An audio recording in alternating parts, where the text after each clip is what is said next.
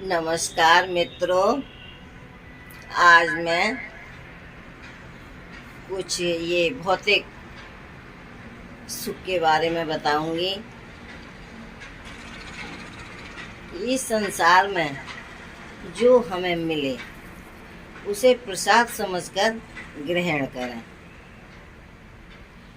लालच मोह में नहीं फंसे। इस संसार में जो कुछ भी है अल्प मात्र है। शरीर बूढ़ा हो जाता है, स्वर्ग में नहीं। यहाँ गंध, रूप, रस, शब्द सब सीमित हैं।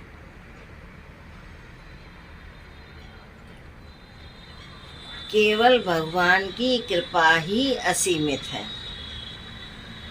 स्वर्ग में असीमित है और इस संसार में सीमित है। जो भी हम साधन, कर्म, फल हमारे लिए मिलते हैं सब सीमित है। यहाँ तक कि यहाँ कर्म करता भी सीमित ही होगा।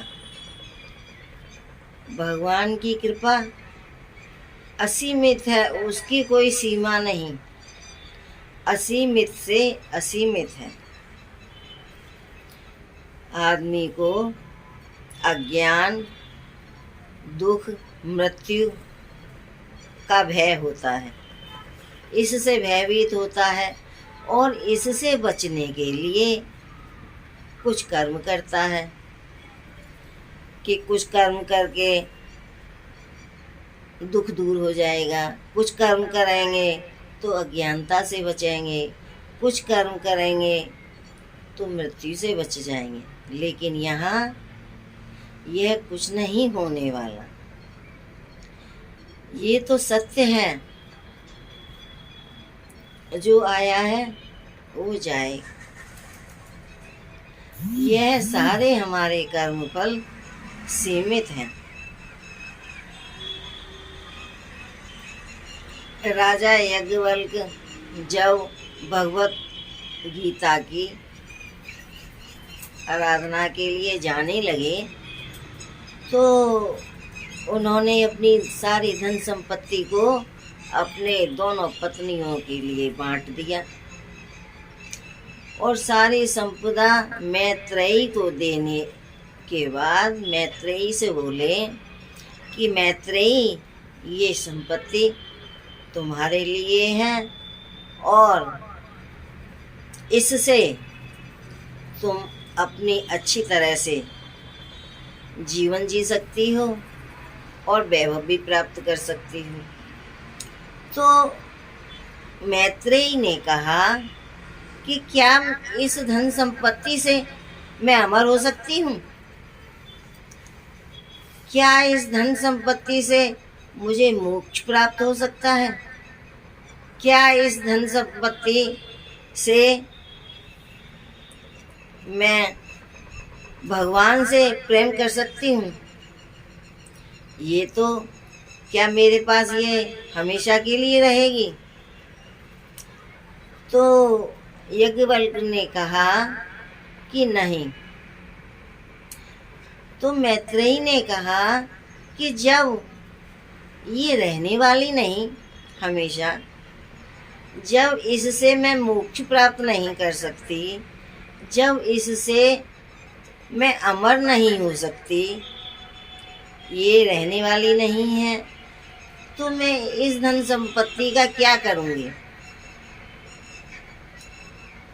तब मैत्रेयी को तत्व ज्ञान मिला।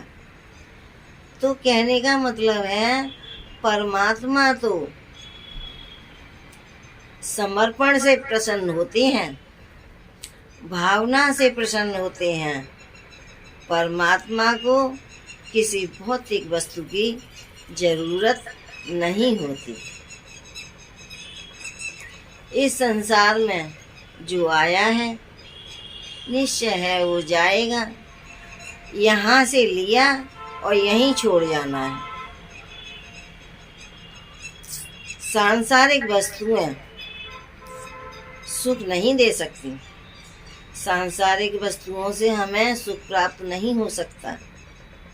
सांसारिक वस्तुओं से हम कार, कोठी, बंगला सब कुछ खरीद सकते हैं। यहाँ तक कि आदमी भी खरीद सकते हैं, पद प्रतिष्ठा भी खरीद सकते हैं, लेकिन परमात्मा को प्राप्त नहीं कर सकते। परमात्मा को प्रसन्न किसी भौतिक वस्तु से नहीं कर सकते।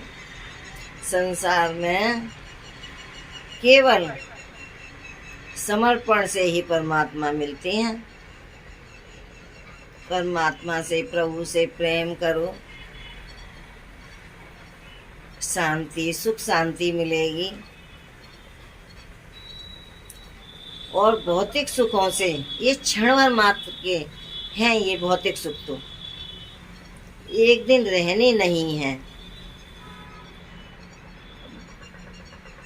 भौतिक सुख ना ये धन रहना है, ना ये कार कोठियाँ रहनी है हमेशा, ना ये हमारे लिए पद प्रतिष्ठा रहनी है। एक दिन तो छोड़नी ही है। तो ये किसके काम आएगी? तो हमारे संत कहते हैं कि मिट्टी से घड़ा बना और मिट्टी ही बन गया, लोहे से मशीन बनी और लोहा ही बन गई। संसार की वस्तुएं परमात्मा की हैं और परमात्मा की ही रहेंगी। यहाँ तो हम अल्पमात्र जितनी हमारी सीमित है उतना ही मिलेगा, सीमा से ज़्यादा नहीं मिलेगा। यह संसार मृत्युलोक में सीमित का साधन है और हमें ये सोचना चाहिए कि हम वर्तमान में जी रहे हैं। एक ही फार्मूला है, वर्तमान में जियो और खुश रहो। नियम से व्यायाम करो, अपने शरीर का ध्यान रखो, स्वस्थ रहें हम और प्रभु का गुण गाते रहें। बस इसी में आनंद है। इसी तरह से हम सुख प्राप्त कर सकते हैं। प्रभु का दिया हुआ प्रसाद है और प्रभु जो चाहे कर सकते हैं।